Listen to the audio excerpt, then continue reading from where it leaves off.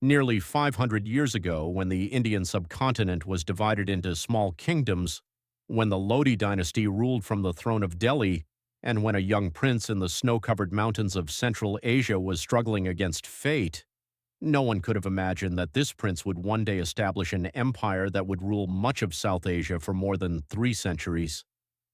This is the story of the Mughal Empire, an empire that won great battles, built magnificent cities, created architectural wonders, inspired tales of love, and eventually declined after centuries of glory. This is the story of Babur to Bahadur Shah Zafar, a story of power, ambition, love, betrayal, rebellion, and empire. Babur's childhood. On February 14, 1483, a child was born in the valley of Fargana.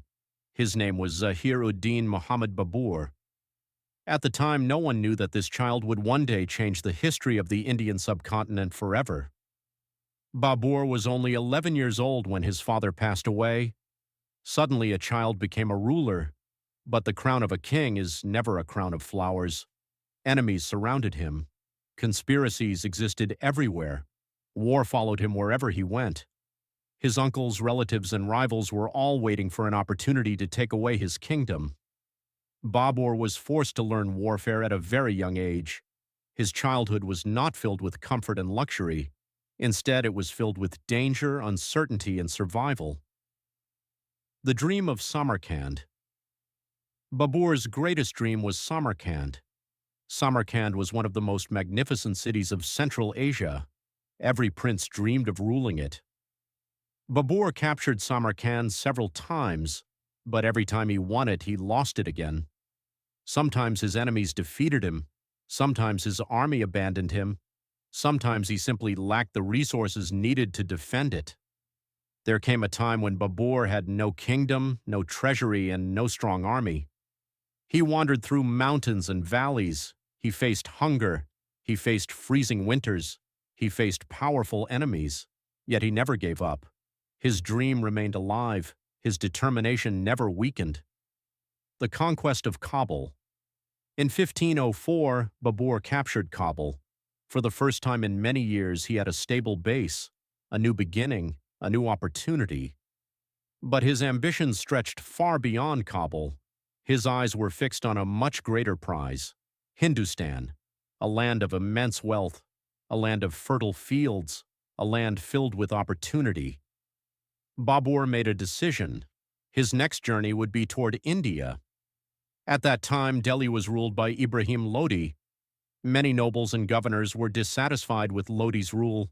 Several of them secretly invited Babur to invade. Babur accepted the challenge. The First Battle of Panipat, April 21, 1526. The sun rose over the plains of Panipat. Two armies stood facing each other. On one side stood the enormous army of Ibrahim Lodi. On the other stood Babur's much smaller but disciplined force.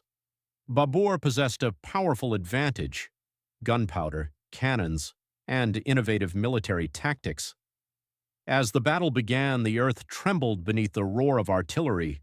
The thunder of cannons shattered the enemy's ranks. The battlefield became chaos. By sunset, Ibrahim Lodi was dead, Babur was victorious, and the Mughal Empire was born. But this was only the beginning. The next 3 centuries would transform the Mughal Empire into one of the richest and most powerful empires in the world. Babur's rule and Humayun's struggles. After his victory at Panipat, Babur became the ruler of Delhi and Agra. But conquering a kingdom and governing one were very different challenges. The Afghan nobles still resisted Mughal authority. Many local rulers refused to recognize Babur's rule. Among his greatest rivals was the famous Rajput leader Rana Sanga. Rana Sanga united many Rajput kingdoms against Babur. The two sides met in 1527 at the Battle of Sanwa. It was one of the most important battles in Indian history. The Rajputs fought with extraordinary courage. They charged fearlessly into battle. But Babur once again used his artillery and superior tactics. After a fierce struggle, Babur emerged victorious. The Rajput alliance was broken. The foundations of the Mughal Empire became stronger. Babur understood that military victories alone were not enough. He began organizing administration and strengthening governance. However, fate granted him little time.